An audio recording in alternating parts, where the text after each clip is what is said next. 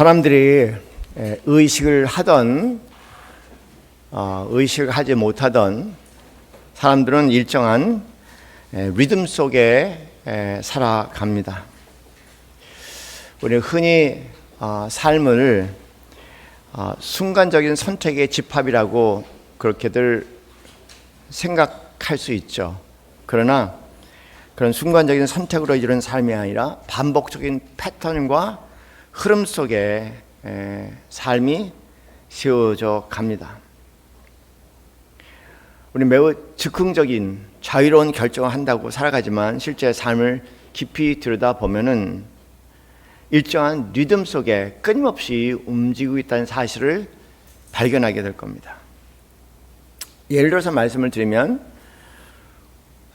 우리는 일정한 시간에 잠을 자고 일정한 시간에 깨게 되죠.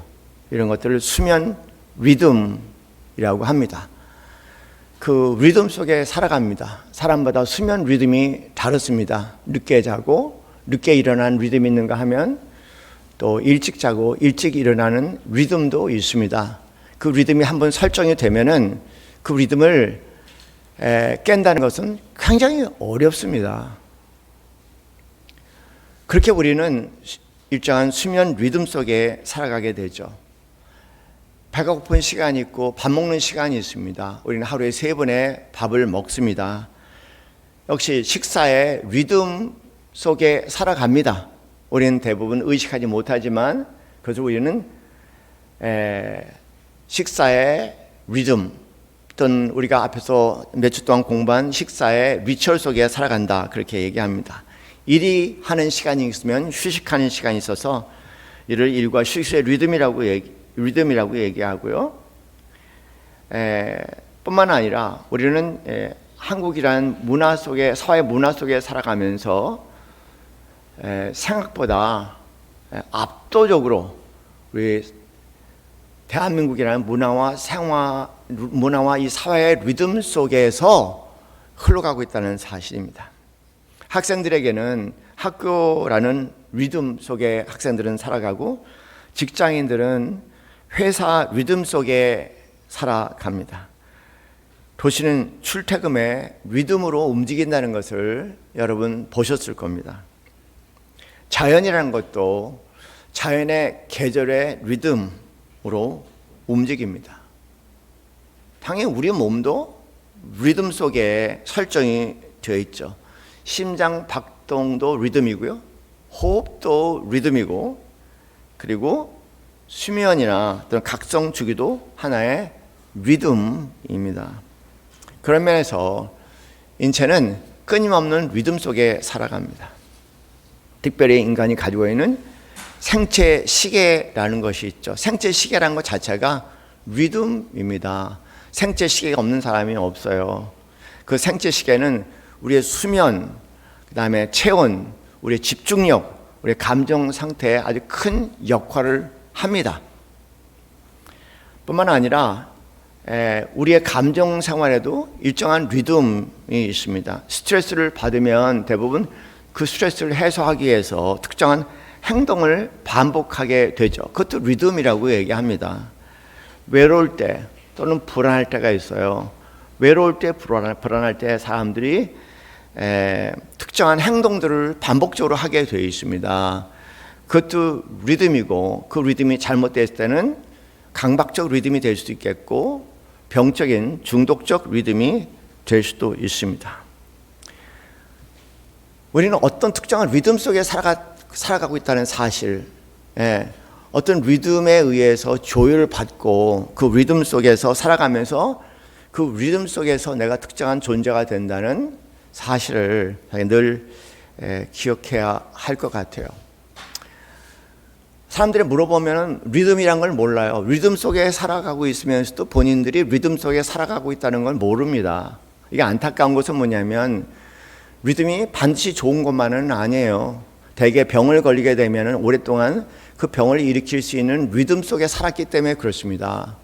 그 나이가 돼도 건강하다고 얘기하면은 그냥 막연하게 건강한 것이 아니라 건강한 리듬 속에 살아갔기 때문에 그런 건강한 결과를 갖게 되는 거죠. 그것이 인성의 문제에도 적용되는 것이고, 그리고 물리적인 건강의 문제도 적용되는 것뿐만 아니라 삶의 질에도 적용이 되고요. 인생이란 전반적으로 인생의 질도 결정하는데 그 모든 것을 결정한 것은 어떤 리듬 속에 살아가느냐입니다. 근데 많은 사람들이 실제로 내가 어떤 리듬 속에 살아가는지를 몰라요. 그래서 그냥 그렇게 살다가 불행한 일들을 많이 만나게 됩니다.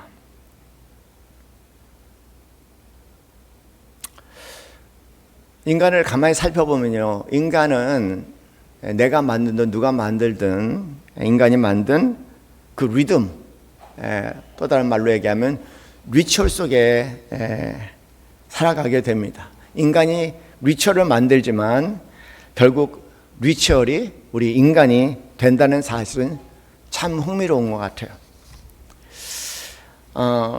그런데 오늘 본문의 말씀을 보면은요, 우리가 이제 하나님께서 천지를 창조하셨다는 두 번째 2장이 시작이 됩니다. 사랑하는 성도님들, 이제 우리가 창세기를 볼 때, 창세기 1장, 2장 오늘 말씀을 볼 때, 그냥 하나님께서 천지를 창조하셨다라는 그런 단순한 하나님이 천지를 창조하신 어떤 창조의 기원, 모든 것이 어떻게 있게 되었나라는 측면에서 기원적인 측면에서 창세기 1장, 2장을 볼 수가 있어요. 단지 기원적인 측면에서 창세기 1장, 2장을 본다면 여러분 또 이제 과연 그런가, 그런 면에서 창조론과 서로 이제 충돌을 하게 되지 않습니까?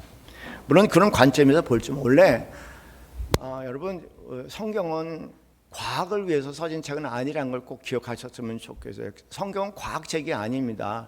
성경은 과학책이 아니면 뭡니까? 성경은 의미와 관련된 책이에요. 성경은 우리가 의미와 관계돼서 어떻게 살아야 되는가 하는 책이 성경책이지 과학서적은 아니라는 거에 대해서 분명히 말씀을 드릴게요. 저는 이런 생각을 갖고 있습니다. 우리 교단에서 제 설교 들으면은 굉장히 저를 의아하게 생각할 수 있는데 창조 과학은 과학이 아니에요. 과학이 되려면 두 가지 선행 조건이 있어야 됩니다. 첫째 뭐냐면은 관찰을 하고 관찰된 것을 통해서 어떤 원리를 추려내고 그 원리를 추려낸 것을 가지고 실험을 하고 실험실에서 그래서 그 실험실 안에서 그 결과를 똑같은 결과를 도출해내야 됩니다. 근데 한 사람이 아니라 실험실에서 똑같은 것을 반복할 때마다 똑같은 결과가 나와야 되는데 그것이 과학의 첫 번째 조건이에요.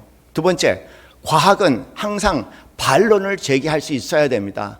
다른 의견을 낼 수가 있어야지 과학이라는 명목에 들어갈 수가 있어요. 그런데 창조론은 맞지만 창조 과학은 틀리다 그 얘기입니다. 왜냐하면 창조 과학이라는 이름을 붙일 수 없는 이유는 과학은 그런 조건을 갖고 있기 때문에 엄밀한 과학의 범위 안에서 보면은 창조론은 가능하지만 창조 과학은 맞지 않는다는 사실에 대해서 생각해 보시면서 성경은 과학적인 책이 아니라 성경은 어떻게 살아야 될까와 관련된 의미와 관련된 사실이라는 것을 좀 생각하시면서 저희가 좀 분별력을 가져야 할 것 같아요. 창세기 1장의 사건은 그렇습니다. 이 창세기 1장의 사건은 매우 흥미로워요. 어떤 면에서 흥미로우냐면 리듬이 있어요. 첫째 날, 둘째 날, 셋째 날, 여섯째 날까지 리듬이 이렇게 반복이 돼요. 리듬이라고 얘기한 것은 리추얼처럼 어떤 것이 계속 반복되는 걸 얘기를 합니다. 그런 면에서 창세기 1장을 보면은 똑같이 반복되는 것이 있어요. 하나님께서 말씀하시되 시작이 돼요. 뭐가 있으라. 두 번째 나옵니다. 세 번째, 그대로 되니라. 네 번째, 보시기에 좋았더라. 그리고 마지막 나온 것은 저녁이 되고 아침이 되니 라는 표현이 첫 번째 사건에 둘째 날에 세 번째 날에 계속 반복이 돼요. 여러분, 이렇게 똑같은 패턴이 반복되는 것을 리추얼이라고 얘기하고 리추얼의 또 다른 이름은 리듬이라고 얘기해. 그 창세기 1장에 그런 리듬이 있어요. 하나님께서 말씀하시되 빛 있으라 말씀하시고 그대로 되니라. 그 다음에 보시기에 심히 좋았다. 그리고 밤이 되고 낮이 되니, 이 리듬이 첫째 날 둘째 날 계속 반복이 된다는 거예요. 그러면서 우리가 얘기하는 흔히 일상생활의 어떤 리처얼과 리듬은 하나님께서 시작하셨다는 사실을 기억하셨으면 좋겠어요. 하나님께서 우주적인 전 인류적인 그 리처얼, 그 리듬을 창조 사건에 시작하셨다는 겁니다. 그런데 흥미로운 것은 일곱 번째, 오늘 본문에 읽은 일곱 번째 날입니다. 이 일곱 번째 날에 사실은 창조가 끝난 것이 아니고요, 창조의 연속입니다. 창조의 연속입니다. 그래서 일곱 번째 날은 가만히 들여다보면은 창조의 클라이맥스에, 모든 창조의 절정이라고 얘기하는 거죠.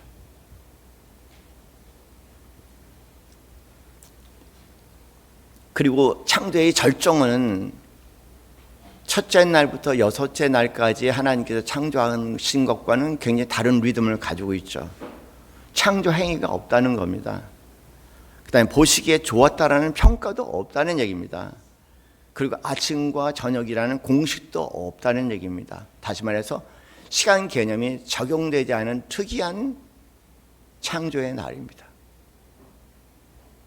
하루, 이틀, 3일, 4일이 적용되지 않은, 시간의 개념이 존재하지 않은 특별한 창조의 날이 바로 7일째 되는 안식일입니다. 이런 것이 없이 이날 하나님께서 쉬셨다고 얘기하고, 하나님께서 거룩하게 구별했다고 말씀하시고, 하나님께서 복을 주셨다고 얘기하고, 그리고 하나님께서 안식하셨다, 이렇게 성경은 기록을 합니다. 우리 여기서 한 가지 마음에 꼭 기억할 것이 있어요. 그건 뭐냐면요, 창조의 목적은 단순 생산이 아니라는 겁니다. 창조의 목적은 알고 보면은 안식일이 클라이맥스인 것처럼 창조의 목적은 여기 7장에 있다는 겁니다. 창조의 목적은 안식에 들어가는 거예요. 창세기 1장은 단순히 우리가 무엇이 만들어졌냐라는 얘기가 아니라, 창세기 1장, 2장을 가만히 살펴보면은 모든 창조가 어디를 향해야 하는가라는 그런 구조를 명확하게 보여주는 말씀이라는 겁니다. 창세기 6장까지 보면은 만드셨다 끝날 수 있겠지만, 7일째 되는 창세기 2장 1절, 2절하고 연결해 본다면, 그리고 그것이 만약에 창조의 클라이막스라는 모든 창조와 모든 노동과 모든 행위의 궁극적인 목적의 지향점이 있다는 겁니다. 그 지향점이 바로 안식이라는 것을 오늘 본문이 저희에게 매우 명확하게 보여주는 겁니다. 창조의 끝은 생산이 아니라 안식입니다. 현대인들의 흐름하고, 인간이 만든 현대인들의 흐름하고는 굉장히 달라요. 그래서 현대인들은 뭔가 좋은 것을 구상해서 뭔가를 만들어냅니다. 창조를 해요. 하나님의 형상의 모습대로 뭔가를 창조합니다. 그리고 생산해내기 시작을 해요. 그리고 그 생산을 통해서 성장하기 시작합니다. 성장해서 끝나는 것이 아니라 그 다음은 더 큰 생산을 지향하면서 다시 이 생산과 성장과 더 큰 생산의 이 루프를 계속 반복을 하게 되죠. 이것이 인간의 리듬이에요. 한번 좀 우리 자신을 좀 가만히 주위를 살펴보면 계속 이 리듬의 반복입니다. 멈춤이라는 것이 없어요. 계속 돌아갑니다. 자본주의는 그렇게 돌아가야만 해요. 내가 잠시 멈추고 쉰다면 굉장히 위험할 수가 있겠죠. 생존의 위협을 받을 수 있겠죠. 그렇기 때문에 계속 생산 속에, 성장 속에 더 큰 생산을 계속 반복해야 되는 이런 리듬을 갖고 있지만, 오늘 성경 말씀이 우리에게 특별히 다가오는 것은 첫째 날, 둘째 날, 셋째 날 다 창조하신 하나님께서 멈추셨다는 사건입니다. 하나님은 더 만드시지 않으셨어요. 더 확장하지도 않았습니다. 누가 경쟁하면서 불안해하시지 않으셨습니다. 그냥 멈추셨다. 그리고 쉬셨다고 말씀을 하십니다. 사실 인간의 완성은 생산성에 있는 것이 아니라는 겁니다. 하나님께서 우리에게 설계하신 리듬은 단지 생산성과 효율성에 있는 것이 아니라 하나님 안에 안식에 있다는 겁니다. 창세기 1장의 리듬은 그렇습니다. 하나님께 일을 하셨어요. 하나님께 멈추셨습니다. 그리고 그것을 거룩함이라 분별해서 말씀하셨고 거기 기쁨과 안식을 말씀하십니다. 이렇게 하나의 창조의 사건은 거대한 리듬 속에 연속이 되는 거예요. 하나님께서 일하셨고 하나님께서 멈추셨고 그 하나님께서 그 날을 거룩하다고 지정하시고 분별하셨고 그리고 그 안에서 그것을 복을 주셨다고 말씀하셨고 그리고 그 복을 기쁨과 안식이라고 그렇게 성경은 말씀을 하고 계시죠. 이 리듬입니다. 우리 한 가지 기억할 것은 뭐냐면 일과 안식이 구별되지 않는다는 사실이에요. 대부분의 사람들은 구별되게 합니다. 일 따로 안식 따로. 그런데 창세기의 이 리듬을 보면은 창조, 일과 노동과 안식은 구별되지 않아요. 하나의 연결성상에 있게 되죠. 이렇게 어렵게 설명한다면 이렇게 말씀드려요. 노동이라고 얘기하는, 일이라고 얘기하는 것은 사실은 일과 노동은 안식을 지향해야 됩니다. 열심히 일을 한다는 것은 안식을 지향하고 있다는 겁니다. 그것이 창세기 1장, 2장이 우리에게 보여주는 창조의 사건이에요. 일과 노동은 일과 노동이 아니라 안식을, 특별한 날인 일곱째는 안식을 지향하고 있다는 거예요. 달리 얘기하면 안식이라고 얘기하는 것은 노동의 의미를 완성시켜 주는 거다.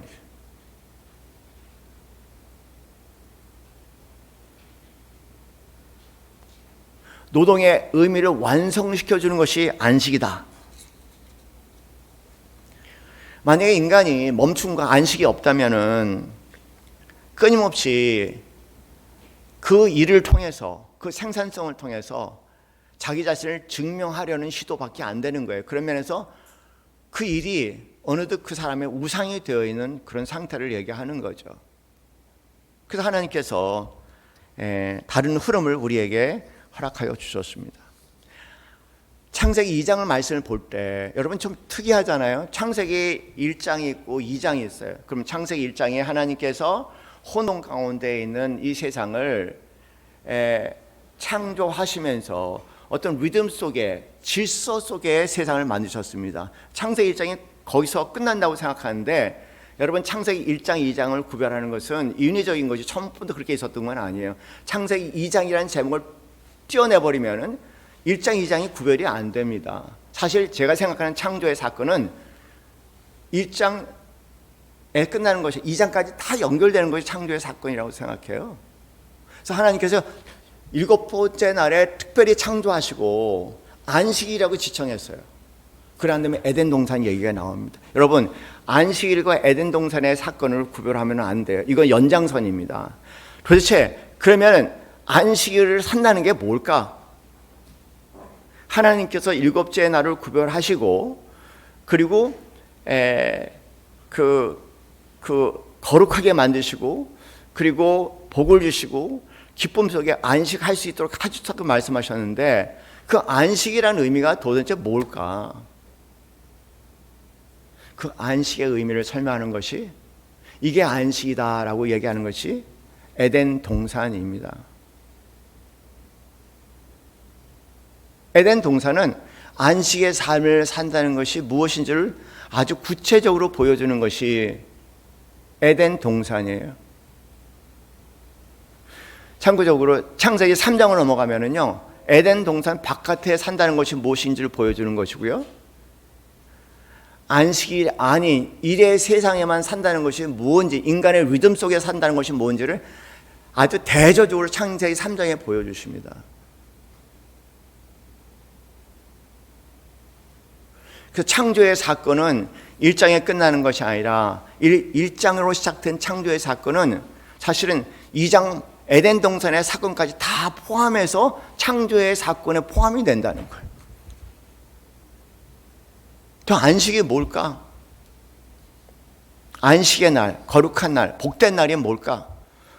구별된 거룩한 날이 뭘까? 에덴 동산은 단지 풍요로운 세계가 아닙니다. 에덴 동산은 하나님이 함께 거니시는 상태를 묘사하는 겁니다. 에덴 동산은 하나님이 동행하시는 상태가 에덴 동산이에요. 하나님께서 거니셨다고 기록이 되어 있어요. 에덴 동산은 단순한 공간이 아니고요, 특정한 에덴 동산 공간이 아닙니다. 이번에 조지아 아르메니아 가면서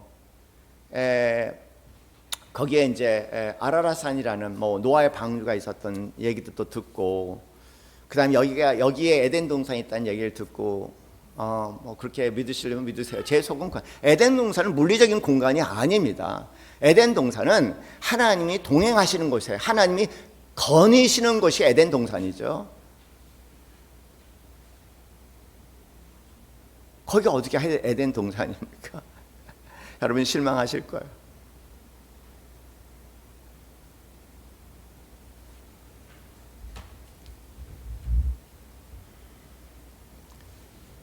에덴 동산은 단순한 공간이 아니라 하나님이 함께 존재하는 믿음 속에 살아가는 삶입니다.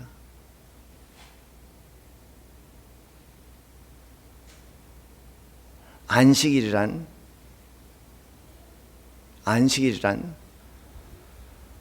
특정한 시간과 공간을 얘기하는 것이 아니라 하나님이 나와 동행하는 그 시간, 그 공간, 하나님이 나와 함께, 내가 하나님과 함께 거하는 그 리듬이 바로 안식의 리듬이고 에덴 동산의 리듬이라고 저는 개인적으로 그렇게 믿고 있습니다. 에덴 동산은 어떤 동산인가요? 당연히 하나님 중심적이죠.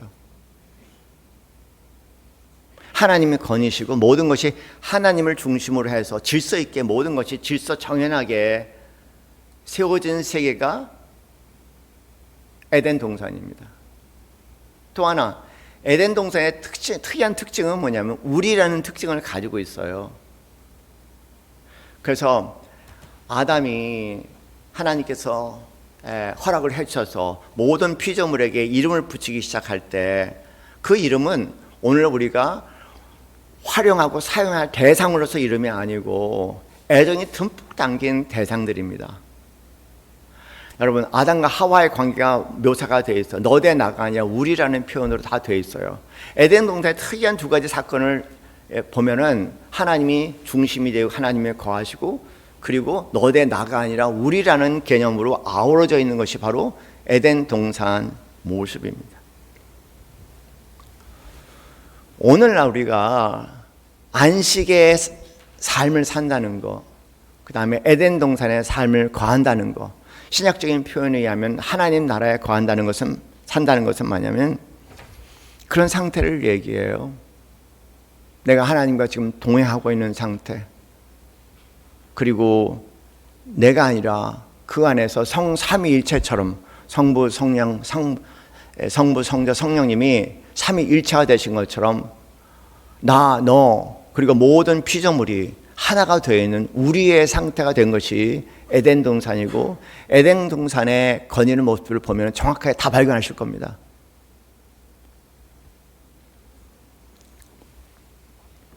저는 주기도문을 특이하게 보는 이유가 있어요. 왜냐하면 주기도문은 이 세상적인 리듬 속에 살아가면서 인간들이 만들어둔 인간들의 리처얼과 인간들의 끊임없는 리듬 속에 살아가면서 현대문화에는 자유자본주의와 물질주의와 서로를 하나의 생산성으로 여기는 생산성 안에서 자기의 가치를 찾아내고 생산성 안에서 서로의 가치를 부여하는 이런 사회, 이런 문화, 물결 안에서, 그 리듬 안에서 모든 사람들이 살아가고 있어요, 지금. 이런 리듬 안에서 빠져나와서 말 그대로 숨을 쉴 수 있는 리듬을 만들어주는 것이 안식의 리듬이고, 그리고 그 리듬에 오늘 현대인들에게 가장 절실한 것이 저는 주기도문이라고 생각합니다. 뭐냐면 주기도문을 보시면은요, 그렇게 구성이 되어 있어요. 크게 두 부분으로 되어 있지 않습니까? 하늘에 계시는 우리 아버지, 이름이 거룩히 여김을 받으시옵시며 나라의 임하옵시며 뜻이 하늘에서 이룬 땅에서 이루어지리다. 이게 뭡니까? 하나님 중심적인, 하나님과 동행하는 삶을 얘기하는 거예요. 그 다음에 뭐가 나옵니까? 오늘날 우리에게 일용할 양식을 주옵시고 우리가 우리에게 죄진 자를 사하여 준 같이 우리의 죄를 사하여 주옵시고 우리를 시험에 들지 말게 하옵시고 다만 악에서 구하옵소서. 이렇게 나오잖아요. 우리란 단어가 나와 있어요. 우리가 되어 있어요. 그런 면에서 저는 이 주기도문이 단지 주기도문이 아니라 우리 학은 그 안식의 리듬으로 들어가게 하는, 에덴 동산의 리듬으로 다시 회복시켜주는 참으로 놀라운 하나님의 배려라고 저는 생각해요. 이 시대에 살아가면서.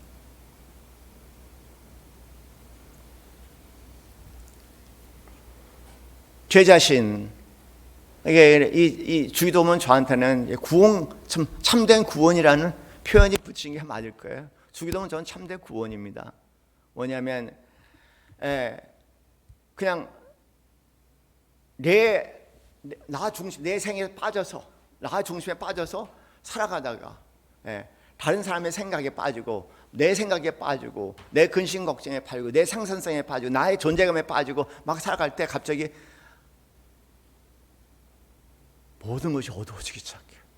그럴 때 하늘에 계신 우리 아버지 할 때 완전히 다른 세계로 넘어가는 것 같아요. 아, 하늘에 계신 우리 아버지가 계셨구나. 내가 모든 것의 주인공이 되려고 애를 썼는데 하늘에 계신 우리 아버지가 계시지. 맞아, 하늘에 계신 우리 아버지가 계셨어. 맞아, 내가 하늘에 계신 우리 아버지가 계셨어. 저한테는 하늘에 계신 우리 아버지가 특이한 사건이 된 것은요, 제가 병상에서 하나님의 기적의 손길을 체험하면서 아주 분명하게 그때 하늘에 계신 우리 아버지가 어떤 분이라는 걸 알기 시작했어요. 의사도 손을 댈 수 없는 그 상황 가운데 나를 치유해 주시고 구원했던 하나님의 선한 손길이 너무 분명히 갔고요. 제가 하늘에 계신 우리 아버지라는 얘기를 할 때마다 맞아, 구원은 다른 데 있는 것이 아니라 우리 하나님 아버지가 참된 구원이야. 그런 마음에 단단함과 평안이 생기는 거예요. 와,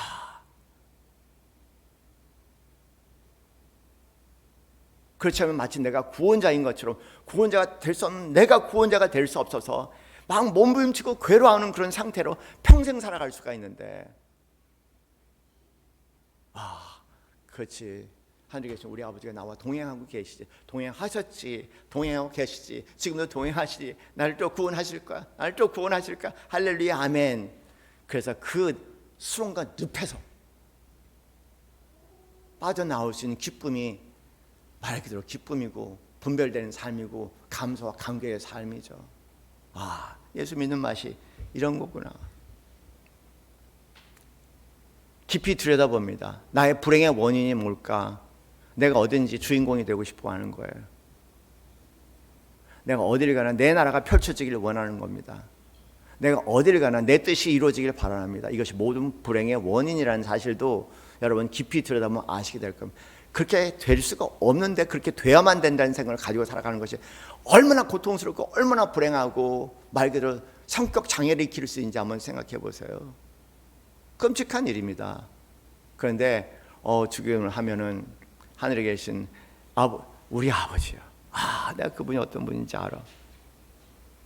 나는 알아요. 개념이 아니고 관념이 아니고 신학이 아니고 나는 만났고 나는 체험했고 그래서 알아요.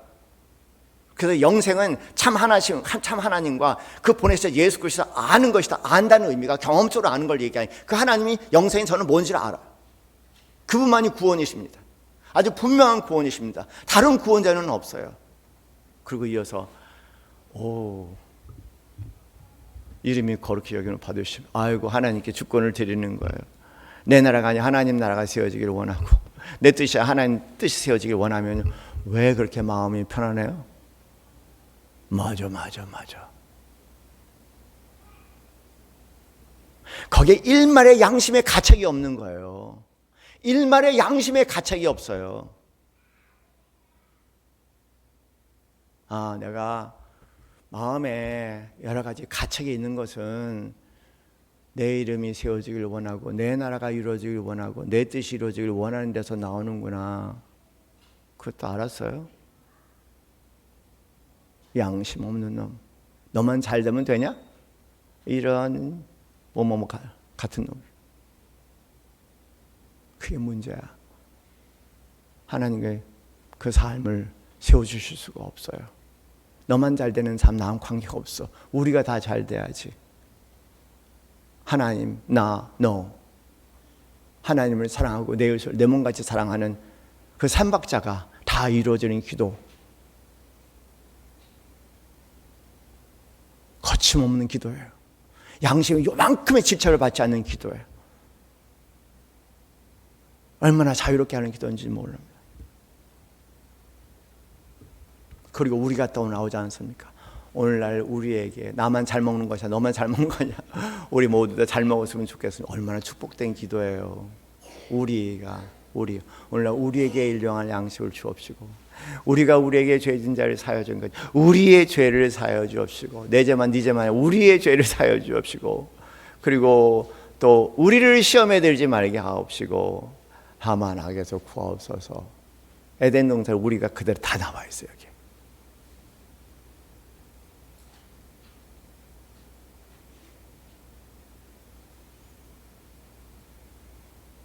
너무너무 감사하죠. 여러분, 안식은 특별한 것이 아닙니다. 우리가 찬양했어요. 따스한 성령님 마음으로 보내 내 몸을 감사하며 주어주는 평안함, 만족함을 느끼네. 부르신 곳에서 나는 예배하네. 이제 부르신 곳에서 나는 예배하네. 이게 뭔지 아세요? 안식의 개념입니다. 참된 예배, 에덴 동산이야. 하나님 나라. 부르신 곳에서 나는 예배하네. 어떤 상황 속에서도 나는 예배하네. 특정한 공간과 특정한 시간이 아니라 어떤 상황 속에서도 나는 하나님과 함께 동행하며 우리의 삶 속에 참된 안식의 삶 속에 그 참된 에덴 동산의 삶 속에 거닐겠다는 고백이 바로 이 고백 아니겠습니까? 어떤 상황에도 나는 예배하네. 내가 걸어갈 때 길이 되고 살아갈 때 삶이 되는 그곳에서 예배하네.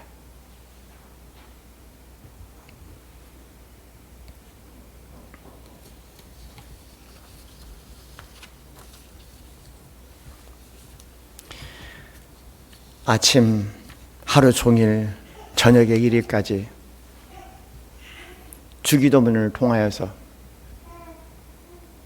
하나님과 동행하는 에덴 동산의 산 가운데 거하시면서 그 하나님이 하시는 놀랍고 놀라운 일들을 누리시면서 간증하면서 하나님이 참 구원이심을 많은 백성들에게 한치의 양보 없이 자신 있게 선포할 수 있는, 지원할 수 있는 여러분 되시기를 주님의 이름으로 간절히 축원합니다. 우리 함께 찬송하겠습니다. 찬송가 436장 1, 2, 3절만 우리 심차게 마음 온몸을 다해서 찬양합니다. 나 이제 주님의 새 생명 얻은 내 것은 지나고 새 사람이로다.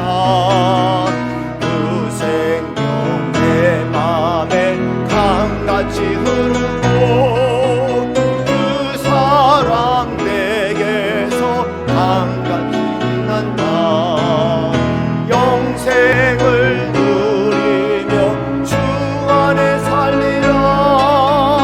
오늘도 내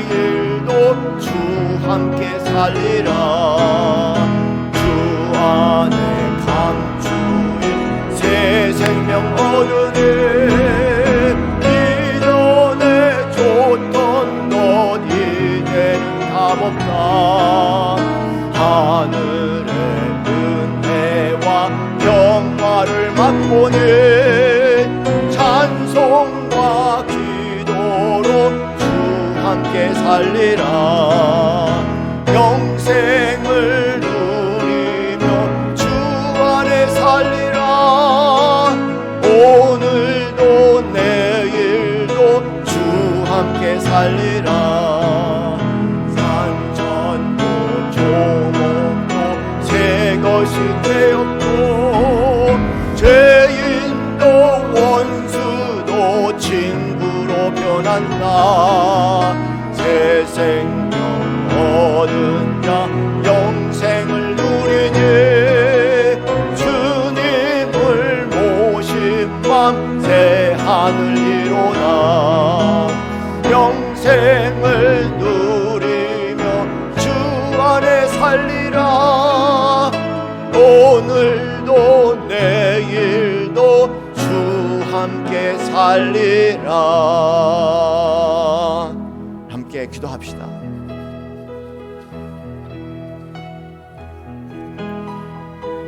말씀이 육신된 것 같이 그 말씀이 육신이 되신 예수님처럼 주기도문이 나의 육신이 되어서 창조의 완성 속에 참된 안식 속에 매일매일의 리듬과 한 주간의 리듬과 한 달의 리듬과 1년의 리듬 속에 살게 하여 주옵소서. 세상에 억압당하고 좌절하며 불안하고 근심과 걱정 속에 살아갈 수 있을 때 주 기도문을 통해서 주님께서 주시는 생명을 회복할 수 있는 살아있는 주님 가르쳐주신 기도가 되기를 원합니다. 이 시간 우리가 한 마음으로 함께 기도합니다. 하나님 아버지 감사합니다. 하나님 아버지 힘차게 살아가게 하옵소서. 주 기도문 속에 하나님과 깊이 동행하는 은혜를 허락하여 주시고 주 기도문 속에 모든 것 함께하는 삶 되게 하여 주셔서 그 주 기도문을 통하여서 우리의 삶을 허락하신 에덴 동산의 그 모든 복을 이 땅에 살면서도 누리게 하시되 세상의 속박에서 구원받는 감격과 벅참으로 주님 부르시는 그날까지 우리의 주어진 삶을 완주할 수 있도록 아버지 하나님 어떤 상황 속에서도 주님과 동행하는 참된 안식의 삶 속에 살아갈 수 있도록 인도하여 주시옵소서. 아버지 하나님 진지한 삶을 살게 하옵소서. 이것저것이 아니라 이것 아니면 저것이라는 분명한 분별력 속에 하나님을 붙잡기로 했으면 온전히 하나님을 붙잡고 살아갈 수 있는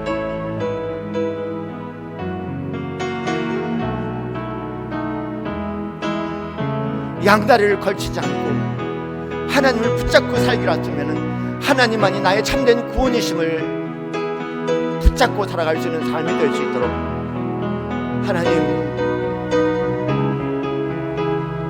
우리 속을 바라보게 하시고 깨닫게 하시고 회개하게 하시고 돌아서게 하옵소서. 그것이 나뿐만 아니라 주의 모든 사람들에게 참 복된 삶이 결국은 될 것이라는 이 간증이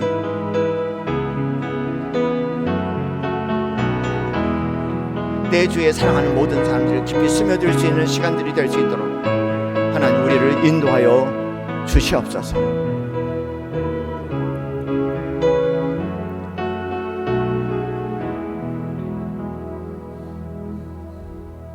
하나님 아버지 여호와수아의 고백을 마음에 담습니다. 나와 내 가족은 오로지 여호와 하나님만을 섬기리라.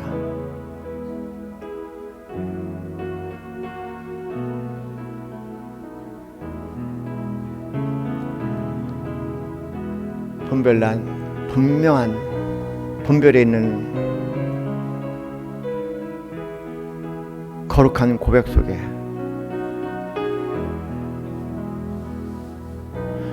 주님 부르시는 그날까지 우리 하나님은 참된 우리의 구원이심을 확신하며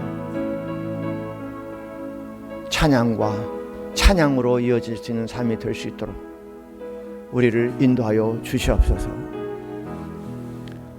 이제는 우리 주 예수 그리스도의 그 크신 은혜와 하나님 아버지의 즉하신 사랑과 성령 교통 교감하심이 오로지 믿음의 주에 온전케 하신 이인 성삼위째 하나님만을 바라보며 완주하기 소원하는 이 자리에 사랑하는 모든 성도들 머리 위에 지금부터 영원까지 함께 있기를 간절히 축원하옵나이다. 아멘.